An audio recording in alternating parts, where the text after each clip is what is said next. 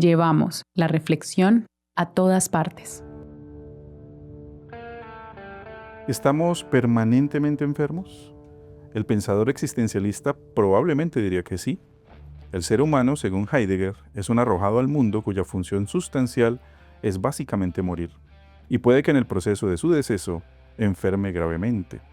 Transitamos la tercera década de un siglo atravesado por un sinfín de situaciones y vivencias que van desde la necesidad de encajar en un universo cada vez más poblado de individualidades hasta la priorización de las banalidades. Pero en los intersticios de todo aquello irrumpe la enfermedad, como una indeseable visita que al asentarse cómodamente en nuestro día a día exige y reprime. ¿Podemos comprender el porqué de la enfermedad y hacer que la respuesta influya a nuestro favor? Saber que nuestras emociones participan activamente, tanto de la enfermedad como de su tratamiento y cura, podría ayudarnos como especie a no perecer en el intento de supervivir. Para Ana Marcela Uribe, ¿cómo entiendes el concepto de felicidad? Para ti, ¿qué es la felicidad? Felicidad. Felicidad. La felicidad yo la asocio con un estado de bienestar subjetivo, porque me preguntas a mí, subjetivo en el cual puedo desarrollarme como persona como quiero y con quien quiero.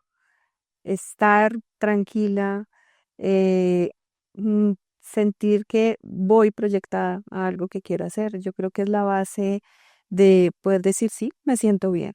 Me siento bien. Digamos que la palabra felicidad a veces es muy utópica y podríamos decir, bueno, cuántas veces, si es cuantificarlo o por qué decir si estoy feliz o no estoy feliz. Yo creo que me gustaría más o me gusta más hablar de bienestar. Estoy bien, estoy tranquila. Darle unas definiciones un poco más específicas para poder comprender el cómo estoy.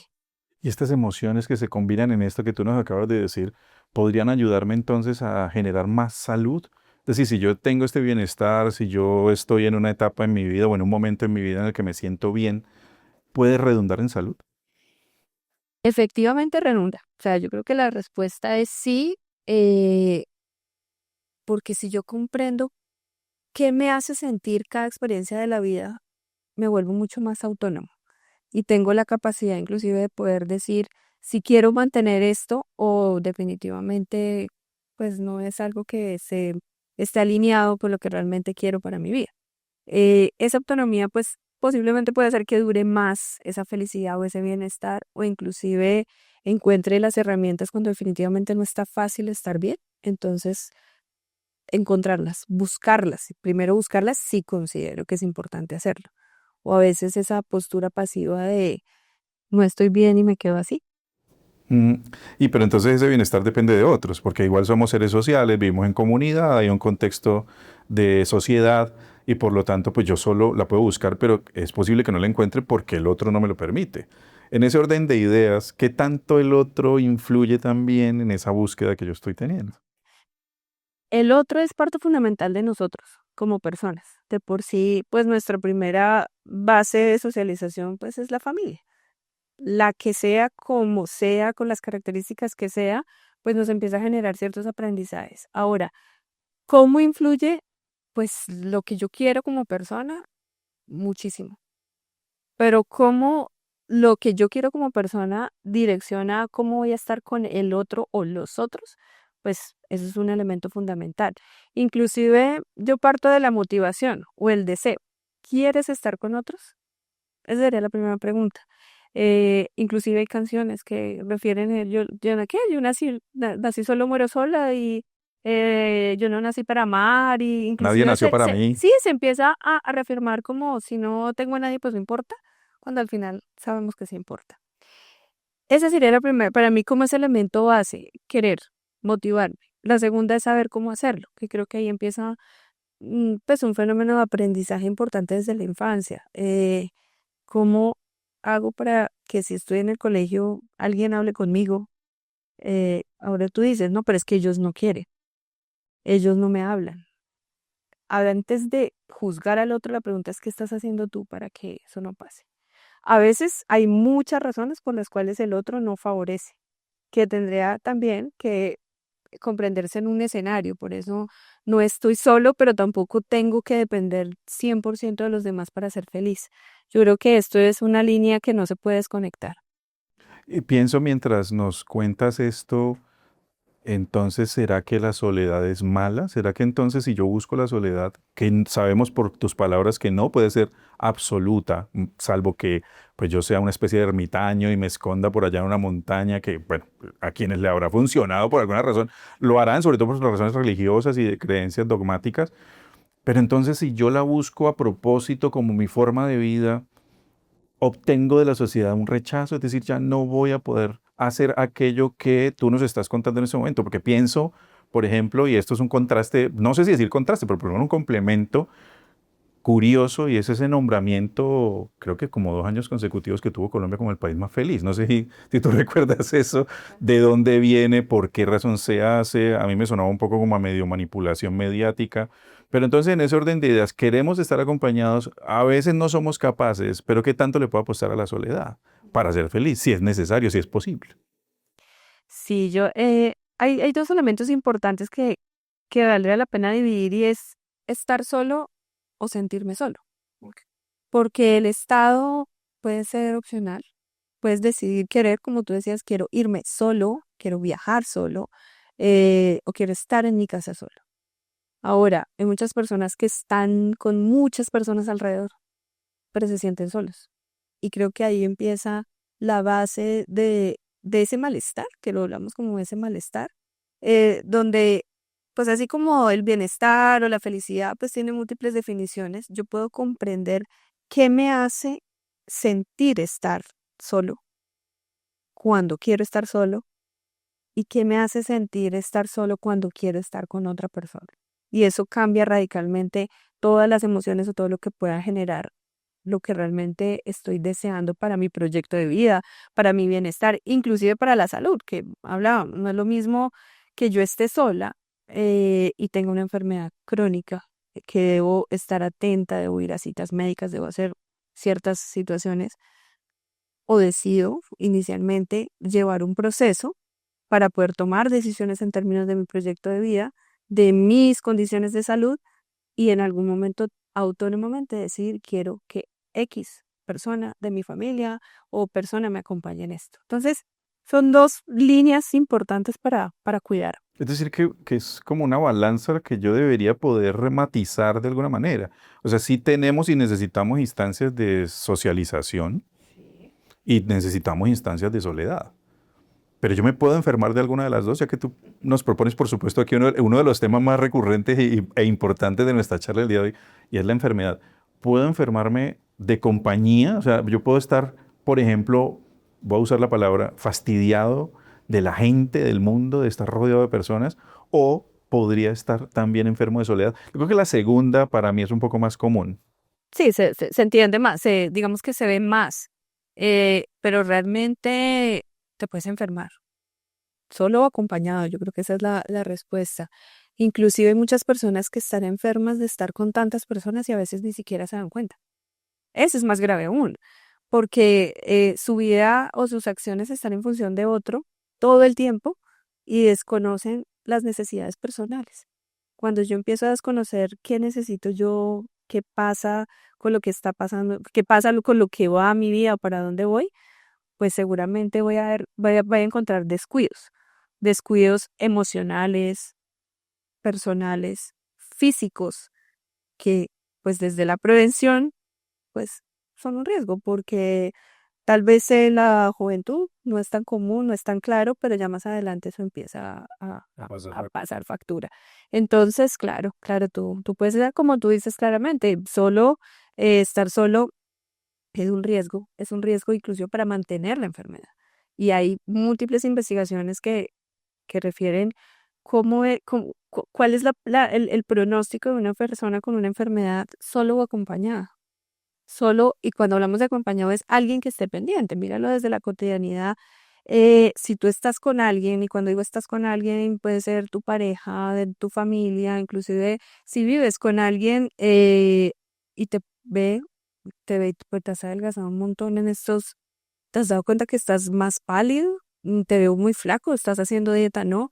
Entonces, ¿por qué Está estás más más flaco? canoso de repente. Posiblemente es, podríamos no es de lo natural biológico, pero realmente el que no tiene a alguien, No tiene el ¿quién le referente, avisa? claro. ¿Quién lo dice? Y eso es muy común, por ejemplo, en la tercera edad. Personas solas en la tercera edad se van enfermando y no se dan cuenta hasta que dan un control médico, se hacen exámenes y se dan cuenta. ¿Qué pasa cuando dicen tiene a su pareja, la persona que lo lleva al médico y le dice, qué bueno que vino ahora, está a tiempo?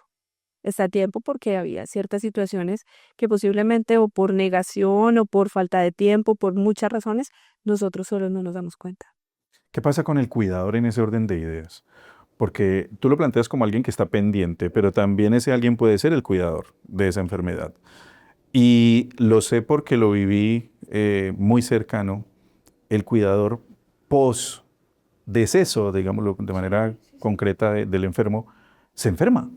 O sea, el cuidador mientras estaba cuidando mantenía una salud que seguramente, lo voy a decir, por favor corrígeme, seguramente por obligatoriedad mental de saber que estaba en ese rigor del cuidado, pero una vez la otra persona falta, caen enfermos. ¿Cómo ve eso la psicología de la salud? Bueno, la psicología de la salud ha mm, brindado elementos muy sólidos desde la comprensión de este cuidador, que viene, digamos que está muy desde tu pregunta, desde el acompañamiento, la detección de riesgo y de la intervención del cuidador. Incluso comprender que el cuidador está enfermo, eh, y que no debemos esperar, como tú dices, al fallecimiento de quien cuida para poder saber que hay un descuido de él como persona, en términos no solo físicos, y vuelvo y reitero, la familia, incluso aspectos laborales, bueno, todo lo que esto implica, porque hay una responsabilidad, ¿no? O sea, no es como me descuido porque sí, pero el poder comprender que el cuidador es un grupo muy valioso y que depende o que realmente necesitamos cuidar, hace la diferencia entre una persona con fatiga, fatiga crónica, digamos que si es cuidador formal, pues ya podemos ver cómo esto empieza a implicar en profesionales de la salud, pero realmente la psicología de la salud ha podido comprender desde por qué ese cuidador se olvida para focalizarse en la persona y múltiples explicaciones, pero que eso nos da base para buscar identificar en qué momento hay que contener, hay que acompañarlo y hay que generar esa movilización para que también a la misma línea se cuide. No es fácil, no es fácil y es claro que la focalización, especialmente con este cuidador innato, esa personalidad de querer proteger, pues no va a decir yo no puedo ir a un control médico porque es que tengo que cuidar a mi mamá o a mi papá o a mi hijo, y eso pasa. Entonces, inclusive en los contextos hospitalarios han sido conscientes de eso y saben que el cuidado al cuidador se vuelve fundamental. Y en estas estrategias de humanización ya no es solo centrarnos como cuido y protejo a la persona, al paciente, sino como protejo a la familia. Entonces, mira cómo se focaliza en un grupo que es relevante para nosotros en términos sociales. Y este cuidador o esta familia que está detrás o al lado acompañando a la persona enferma, Ujú. ¿en qué momento debería poder comprender que su labor no implica el deterioro de su propia salud? Y te lo digo porque nosotros, pues me imagino que si hacemos un sondeo, que me imagino hay investigaciones que tú nos podrías citar acá respecto a que en Colombia es muy común que esto suceda y que el cuidador se descuida. Sí. Entonces, ¿crees tú que en Colombia necesitamos más formación, más educación respecto a esta comprensión por parte de quien cuida? Eso parte, y es un aspecto muy cultural. Cuando tú hablas en Colombia, yo creo que lo primero es ver un poco las diferencias de cuidados en familia. El proceso de desarrollo de los jóvenes en otros países ya de 15, 16 años ya están proyectándose para irse. Aquí en Colombia, mamá es mamá y cuida a su hijo y esto hace, digamos, esa reciprocidad del querer de que el hijo quiera cuidar a su familia, a sus papás, a sus abuelos, inclusive también. Entonces, es claro que hay un riesgo, es claro que la probabilidad de enfermar es alta. Y yo creo que desde esa base, cuando tú dices en qué momento, yo creo que el momento indicado es tú ahora vas a encargarte de cuidar a tu hijo. Y eso implica que debes estar muy bien para cuidarlo a él.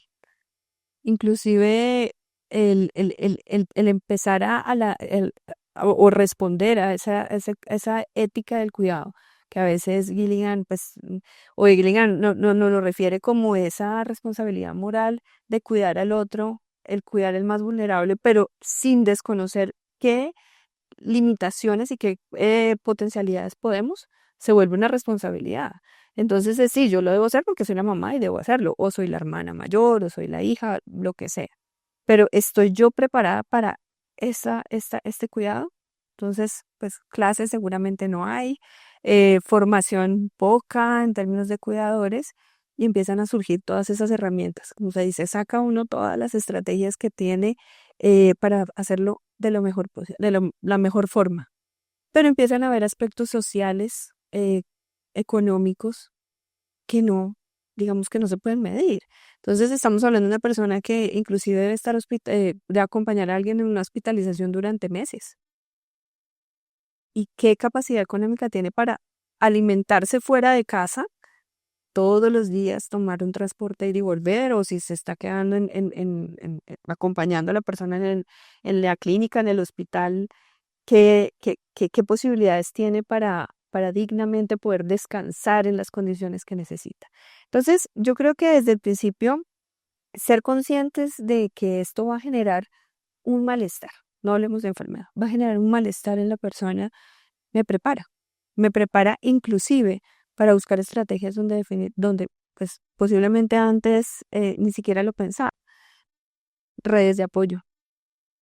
Entonces, sí, no soy de llamar, no soy, pero muchas veces, y esto es muchas veces, y yo lo digo en términos generales, se tiene red de apoyo, pero no se busca.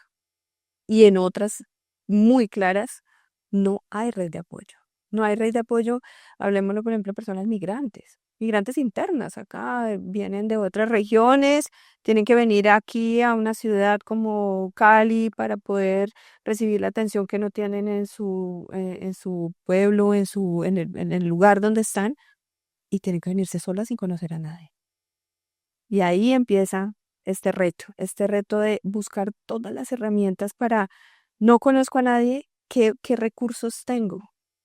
Entonces yo creo que este tema no es solo de cómo busco, cómo responsabilizo, sino también cómo nosotros como sociedad estamos conscientes de que el cuidado es de todos. Y no solo de la persona y su cuidador, sino realmente de nosotros como país.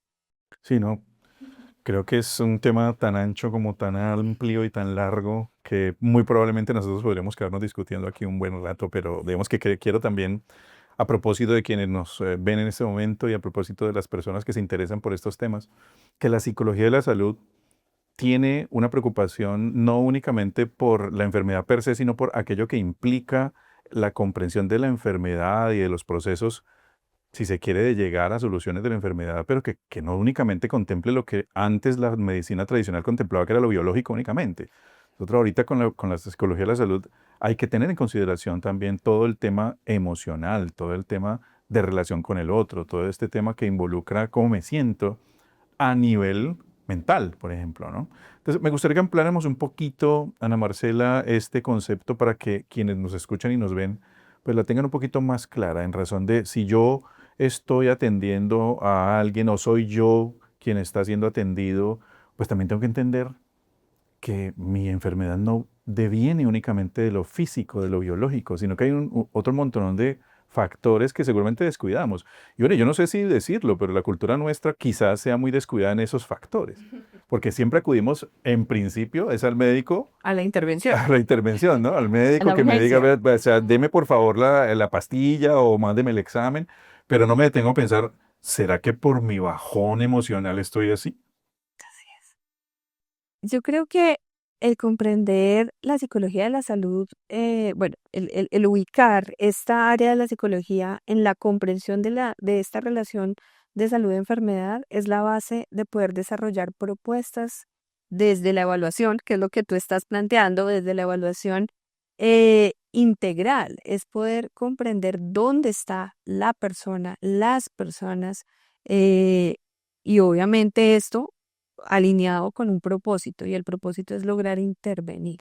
Y la intervención pues va desde la promoción de la salud, cuando no se ha enfermado, que es lo que tú dices, qué podemos hacer para que en los diferentes escenarios donde estamos todos podamos estar bien, bienestar, sentirnos bien, poder pedirle ayuda a alguien cuando tengo esa necesidad, poder tomar decisiones de una forma autónoma. Mira que estamos hablando de aspectos tan básicos como la dignidad humana, que a veces no la tenemos. Entonces no es solo la persona, es el escenario donde estamos ubicados. Y ahí pues de la misma línea vamos direccionando a la prevención de enfermedad. Y la prevención de enfermedad, como tú bien lo dices, es poder encontrar no solo que me puedo tener una condición que afecta mi metabolismo, sino cómo puedo yo generar malestar, afectación en todas las áreas de mi vida. Esa directa relación, pues, podría ser lo esperable, promoción de la salud, prevención de la enfermedad, pero pues claramente sabemos que sí o sí debemos hacer intervención en la enfermedad. Y la intervención desde la maestría nosotros lo vemos primero, pues desde los determinantes sociales, como te digo, no podemos centrarnos en una persona cuando sabemos que hay una estructura donde está la persona, y eso hace más comprensible qué pasa con él o con ellos o en general con las personas. Pero adicional es poder ir más allá al comprender todo lo que tiene que ver con la condición física, como te digo, el metabolismo, pero también la parte emocional y cómo esto juega un papel muy importante. Entonces ahí, como dicen, le acaban de diagnosticar una condición y entonces ahora está su estado de ánimo bajado. No vamos a hablar de diagnósticos. O hay estados de ánimo por múltiples situaciones de la vida, sean endógenas o no, y eso ha incrementado una condición, una afectación en el sistema inmune, y las condiciones, el espacio donde está, sumado con una mala alimentación, sumado con esto, empiezan a hacer un peso muy fuerte. Entonces, esa comprensión en el cual el equipo eh, es interdisciplinario. Y de por sí la maestría es una maestría interdisciplinaria, porque poder estar en un espacio donde comprendo lo que refiere el psicólogo, lo que refiere el médico, lo que refiere el nutricionista, digamos que hemos tenido profesionales, estudiantes ya egresados, obviamente, enfermeros, que puede comprender desde su disciplina, desde su conocimiento, cómo de la salud y enfermedad aporta a que lo podamos ver de una forma mucho más integral. Interesantísimo porque pues ya te iba a plantear todo este tema de que a propósito tú eres la directora de la maestría en Psicología de la Salud acá en Javeriana Cali, lo cual por supuesto es supremamente importante y pues te felicito por esa gestión que has tenido hasta el momento.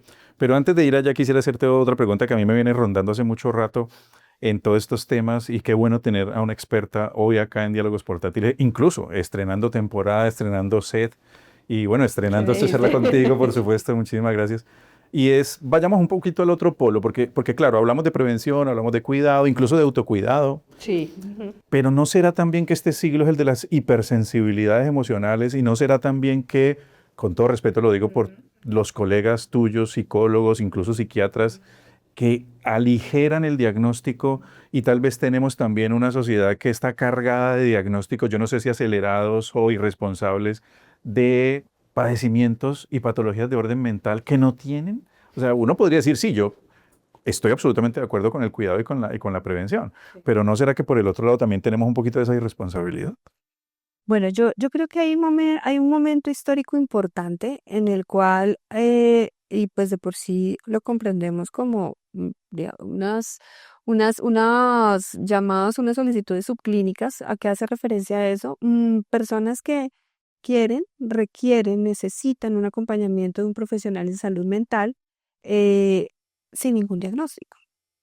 Posiblemente son situaciones que son de un orden que afectan la calidad de vida de la persona, como una toma de decisiones, dificultades en tomas de decisiones, eh, pues bueno, inclusive pues obviamente que sí afectan muy marcadamente pues de temas emocionales con pareja, pero que no están consideradas como un diagnóstico. O sea, no son personas pues que han ido al psiquiatra o los han diagnosticado, pero eso no significa que no estén bien. Y eso hace que haya un reto mayor de poder comprender qué le está afectando a la persona, cómo le está afectando y cómo lo podemos acompañar. Dependiendo obviamente de la condición, de las posibilidades también de la persona, pues tendríamos que buscar las estrategias para responder a ello. Cuando tú dices, bueno, hay muchos diagnósticos, sí hay muchos diagnósticos, de por sí los psicólogos no diagnostican. Digamos que en este caso nosotros recibimos pues seguramente diagnósticos de colegas psiquiatras, y acompañamos posiblemente desde la humanidad, desde cómo está sufriendo esta persona con o sin diagnóstico. Em, ¿Qué puede suceder o qué se puede presentar? Que desde la prevención la persona pues sienta que no tiene las herramientas. Yo creo que más que prevenir es pida al psicólogo, pida cita al psicólogo rápido, es cómo estás respondiendo a estas situaciones y qué herramientas tienes tú para poderlo hacer. Pero volvemos a lo mismo, eso pues tendría que comprenderse bien desde casa, desde los colegios, pues ahora que ya pues ya tenemos una ley de competencias socioemocionales, eso, mira que ahí parte un proceso que va más allá, es decir, claro, se va a formar en el colegio competencias socioemocionales interpersonales para lograr pues algunas competencias que se esperaría para que este niño o este joven pues no sea víctima, por ejemplo, de acoso o de ciertas situaciones que puedan generar riesgo para él, o sea, riesgo mayor, que pueda ser asertivo, que pueda tomar decisiones frente a procesos de estos procesos de riesgo que pueden generarse en una institución educativa. Eso hace que cuando hablamos de prevención no sea solo como llevémoslo rápido, sino qué hacemos en los escenarios donde todos estamos, que por ejemplo hayan convenios sólidos para que los jóvenes puedan hacer deporte, por ejemplo. Entonces, claro, no estamos alivianando una condición clínica, ningún diagnóstico, pero es que a la vez la persona está focalizada en una actividad deportiva que está fortaleciendo su cuerpo, está fortaleciendo, obviamente, centrando su atención en algo y que eso puede equilibrar. Obviamente, estos son personas con características particulares o que pues no lo podríamos asociar cuando ya hay un diagnóstico, cuando ya desde ese proceso de acompañamiento pues necesitamos inclusive un equipo interdisciplinario para que responda a ello. Bien importante, súper importante todo esto porque finalmente pues creo que sí estamos en un siglo de mucho riesgo, ¿no? De mucho riesgo emocional, psicológico y pues ahí sería muy interesante también que, como tú lo acabas de decir, le prestemos mucha atención a estas cosas, no solo desde el individuo, sino desde lo institucional. Bueno, y ahora sí, ¿por qué es importante hacer el tránsito por una maestría en psicología de la salud? Bueno, yo quiero centrarme un poco en unos conceptos pues que parten, digamos, como de este porqué, que tienen que ver con salud y enfermedad. Que desde la OMS ya refiere, la salud no es ausencia, la enfermedad no es ausencia de salud, ya sabemos que cubre muchos factores que los hemos mencionado previamente, pero saber que inclusive una persona que puede tener una enfermedad crónica puede tener más salud que inclusive el que no la tiene, nos ubica en un escenario donde es necesario comprender las dinámicas que están dando respuesta a enfermar a una persona y informar a un grupo, a una comunidad, a unas personas con particularidades. ¿Por qué es importante? Porque desde las ciencias sociales y desde las ciencias de la salud podemos tener esa mirada interdisciplinar que logra aterrizar no solo en la comprensión, que creo que hoy lo hemos hablado un poco, sino en las intervenciones oportunas. Y oportunas desde el niño, desde la familia y obviamente ya cuando ya se requiere en las instituciones de salud, en los hospitales, en las clínicas, en el acompañar al paciente, a las familias, inclusive a los profesionales de la salud, profesionales que todo su día a día están focalizados en cuidar y proteger al otro, por encima de los riesgos y de todos los riesgos que tengan. Entonces creo que esto se vuelve una vocación, o sea, es tan importante en una sociedad que yo digo, ojalá fuéramos más porque a pesar de que las mismas normativas implican que se debe cuidar la salud mental en un país, es porque nosotros somos seres humanos y sabemos que necesitamos cuidarnos entre nosotros. Y creo que esta área de la psicología permite eso, cuidarnos. Maravilloso. Y aprovecho en este momento para invitar a todos nuestros escuchas, a quienes nos están viendo en YouTube, nos están viendo o escuchando en Spotify, para que nos den su like, para que nos den seguir, para que nos dejen su comentario si quieren, nos dejan preguntas también a la profesora Ana Marcela, que en algún momento, por supuesto, también se las remitiremos, y para que, por supuesto, se suscriban a este canal de YouTube por supuesto, Javeriana Cali, posgrado Javeriana Cali. Y aprovecho también para saludar a nuestros estudiantes de la Maestría en Comunicación y Creación Interactiva y a nuestros estudiantes también de la Maestría en Psicología de la Salud. Los egresados. Y los egresados, que hasta donde lo sé son un montón y de variedad de orígenes epistémicos y que también están en contextos muy diversos. Claro, ya contamos con 167 egresados en diferentes regiones, inclusive en Ecuador. Tenemos, bueno, digo, inclusive que viven, pero que ya se han ido a otros países, pero que han aportado, siguen aportando desde la academia, desde las instituciones prestadoras de salud, IPS, hospitales, desde colegios, por lo que te digo, porque es que la psicología de la salud es necesaria en todos los contextos, en un contexto social y comunitario, en todos lados necesitamos profesionales. Por favor, entonces vengan acá a Javeriana Cali y busquen esta excelente maestría con esta excelente directora que es Ana Marcela. Ana Marcela, volvamos al concepto porque ya vamos a ir cerrando, pero no quisiera que cerráramos antes de que conversáramos al respecto de algo que a mí me produce curiosidad, pero también me da un poquito de susto. Y es esto de las enfermedades huérfanas, de estas denominaciones complejas, porque me parece complejo denominarla de esa manera, pero yo quisiera entenderla un poco más y creo que por extensión quienes nos oyen, nos ven, quisieran saber un poquito más sobre esto. ¿Cómo interviene la psicología de la salud, por ejemplo, en un enfermo que padece una enfermedad huérfana? Bueno, yo creo que este acompañamiento ha sido fundamental pues en nuestros pacientes, en los pacientes y las familias. Justamente hace 8 días más o menos estábamos hablando de cómo, pues nada más la denominación de enfermedad huérfana, que tiene una característica de afectación autoinmune, donde ni siquiera la persona sabe por qué su mismo organismo está destruyéndose o está generando un ataque, pues eh, implica que comprendamos la existencia, que comprendamos que existe y que hay personas que quieren ser comprendidas desde su problemática. Ahora, las enfermedades autoinmunes tienen una característica y es que la afectación que se da en las diferentes partes de su organismo pueden darse en periodos de tiempo muy largos.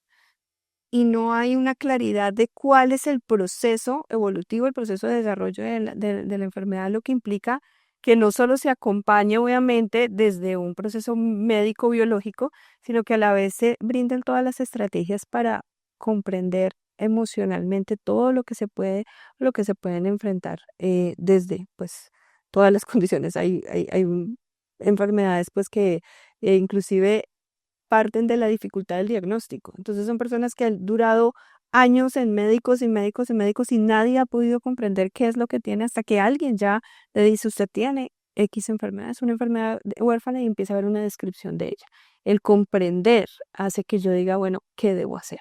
Entonces, bueno, yo creo que el papel importante aquí, tengo expertos, pues egresados externos que se centran puntualmente en una o en unas, es poder acompañarlos emocionalmente a todos los desafíos que se van a presentar cuando estos síntomas empiecen a desarrollar, afectar dolores, los dolores pues crónicos que estos puedan generar, y obviamente todo lo que implica a nivel de su organismo, muchos que son visibles y otros que no son visibles, pero que empiezan progresivamente a generar esa afectación.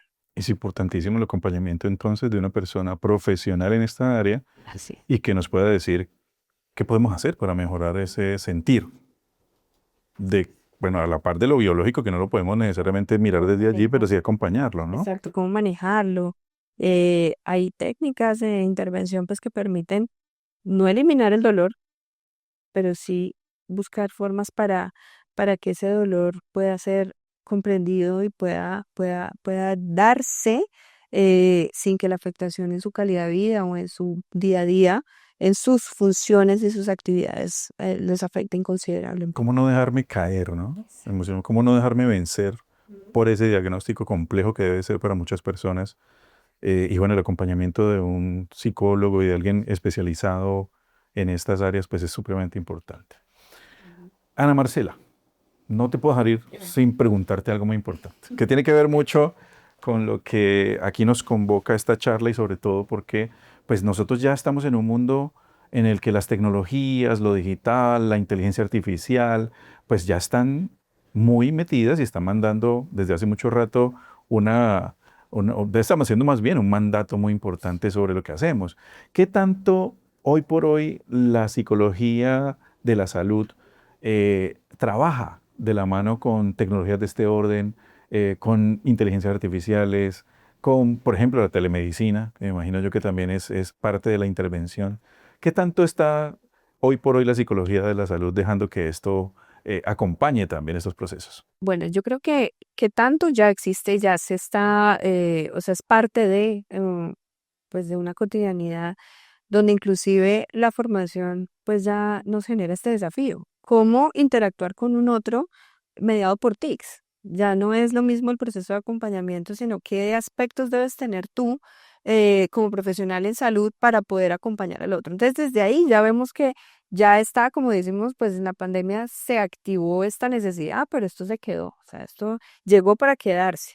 Ahora, ya centrándonos en técnicas pues interactivas o en tecnologías avanzadas, pues yo creo que el aporte y las tecnologías avanzadas que puedan favorecer y brindar un apoyo al profesional, y aquí hablo de los psicólogos en general, los psicólogos de la salud, que puedan ayudar a brindarle una mejor respuesta al paciente. Bienvenida sea. Las IA no te van a analizar, ni te van a generar el diagnóstico, ni la intervención, aunque pues ya hay unas que dan unas impresiones diagnósticas que si no tiene una base fundamentada desde el conocimiento científico, pues es riesgoso y antiético. Muy peligroso. Pero el que el psicólogo, con su capacidad de comprensión, de análisis, de cuidado, comprendiendo no solo esta persona que cumple con los criterios como pues puede verse de forma mecánica, sino este ser humano puede traer otro tipo de elementos para favorecerlo, pues bienvenido. Más que de pronto en contexto de salud, eh, he visto estas estrategias de terapias para apoyar, terapias inclusive para identificación de riesgos que coayudan, o sea, que acompañan al profesional para identificar que puede estar en riesgo. Lo han trabajado ya en otros países donde pues lo tienen focalizado para identificación de riesgo o para conductas suicidas o para una recaída en consumo. La IA o digamos que estas se llaman terapias, sí, terapias avanzadas, pues no va a hacer el tratamiento, pero sí va a permitir posiblemente que el profesional con un acompañamiento esté atenta de ciertas señales que puedan después sentarse de forma humana a acompañar y poder responder a sus propias necesidades. Ana Marcela, ¿qué tanto le podemos recomendar o no a las personas que nos escuchan? Porque también hay mucho joven conectado con nosotros y se pregunta, ¿será que yo le puedo preguntar a la IA para que me aconseje sobre este problema, para que me diga qué puedo hacer, por ejemplo, si me terminó el novio, si mi novia está enojada, si me estoy sintiendo de X o Y manera, ¿es algo positivo o estamos más bien en una era en la que nosotros mismos somos irresponsables con ese tipo de comportamientos? Sí, yo creo que aquí podrías entrar en el riesgo. El riesgo de hacer eso es que estás desconociendo esa ideografía. O sea, pueden haber dos Sergios con un duelo. Y acabo de terminar mi relación de pareja y Sergio B también terminó su relación de pareja. Pero es que los dos tienen viven en diferentes lugares. Sus experiencias de vida son diferentes, las herramientas tuyas son diferentes. El otro Sergio puede tener algún inclusive riesgo de consumo. El no comprender quién es la persona en términos integrales puede ser un riesgo. Yo incluso, bueno, en general desde mi acompañamiento, yo lo primero que digo es no revisen. Cuando van al médico y entonces ya les queda más fácil que se los lea la IA, eh, primero emocionalmente es muy dañino porque pues ellos van a tener unos algoritmos que cruzan con algunas condiciones y puede ser esto, puede ser esto, puede ser esto, pero en estas 8 opciones ya les ha dado 8 diagnósticos pues muy impactantes para uno. Entonces, si yo realmente no tengo la certeza que la persona sepa la IA sepa exactamente quién soy, pues es como ir a preguntarle a alguien que cuénteme quién soy, así usted no me conozca. Pues yo puedo inventar. Y yo creo que en términos de salud mental, el centrarnos en la responsabilidad y el conocimiento de un profesional en salud no debe sustituirse con una IA. Yo creo que eso es aclarado, es conversado, inclusive los colegas que trabajan con IA, no es porque sustituyan sus tomas de decisiones, están generando unos elementos de soporte, pero nunca eliminando esa comprensión analítica que el profesional tiene. Muy bien. Ana Marcela Uribe Figueroa, Bueno, directora de la Maestría en Psicología de la Salud, aquí en Javeriana Cali. Te agradecemos enormemente muchas por esa gracias. charla tan agradable y por enseñarnos tantas cosas. De verdad, muchísimas gracias. No, gracias a ti por la invitación y bueno, gracias a tu maestría, a todos que me invitaron. Vale. Tal vez la cuestión no consista únicamente en evitar la enfermedad, como si fuese una anomalía que irrumpe desde afuera, sino en comprender qué revela sobre nuestra manera de vivir, de sentir y de relacionarnos con el mundo. Quizá es en ese territorio donde se entrelazan emociones, hábitos, vínculos y biología, donde se oculte una pista decisiva. La salud no sería simplemente la ausencia de dolencias, sino una forma de equilibrio siempre frágil entre lo que somos, lo que hacemos y lo que el mundo nos exige. Entender ese delicado entramado podría no librarnos por completo de enfermar, pero sí ofrecernos algo igualmente valioso, la posibilidad de vivir con mayor conciencia de nuestro cuerpo, de nuestras emociones y de las historias que silenciosamente también escriben nuestra salud. Muchas gracias por su atención y nos vemos en otro encuentro aquí en Diálogos Portátiles, video podcast de la Maestría en Comunicación y Creación Interactiva, donde llevamos la reflexión a todas partes.